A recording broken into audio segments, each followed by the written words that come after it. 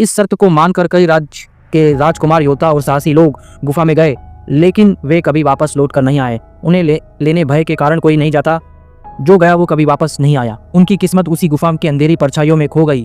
अब ऐसे बहुत कम लोग थे जो रानी से विवाह का सोचते थे, परंतु एक दिन एक साहसी और धैर्यवान राजकुमार ने इस चुनौती को स्वीकार किया। उसने भरी सभा में गुफा में प्रवेश करने की चुनौती को स्वीकार किया। उसे इसके होने वाले खतरों से अवगत कराया गया, परंतु उसका निश्चय डर था। उसने तय किया था कि वह गुफा के अंत तक जाएगा। उसका उद्देश्य रानी से विवाह करना नहीं था, अपितु वो देखना था कि गुफा के अंत में आखिर ऐसा है क्या। वो गुफा में प्रवेश करता है। गुफा में प्रवेश करते ही उसे मृत शव अवशेष दिखाई देते हैं। उसने उठने वाली सड़न से उसके हाथ में जो लालटेन थी वो बुझ गई। उसने अपनी बुद्धि का प्रयोग किया। उसे ज्ञात हुआ कि गुफा में इस छोर पर उपयुक्त हवा नहीं है, जो है वो भी दूषित है, इस कारण वहां मृत्यु होती है। अंधेरे में उसे कुछ दिखाई नहीं दे रहा था। उसने अपने मुंह पर कपड़ा बांधा और तेजी से चलना प्रारंभ किया। जैसे जैसे वो आगे बढ़ा, उसे एक छिद्र दिखाई दिया। वो उसके समीप गया, वहां से थोड़ा आराम मिला और वह प्राणवायु उसे मिली।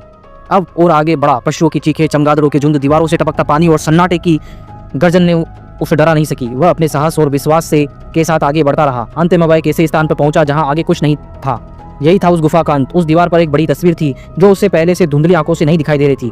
अभी उसे कुछ दिखाई नहीं दे रहा था क्योंकि बहुत सारा अंधेरा और मिट्टी की परत उस तस्वीर पर थी।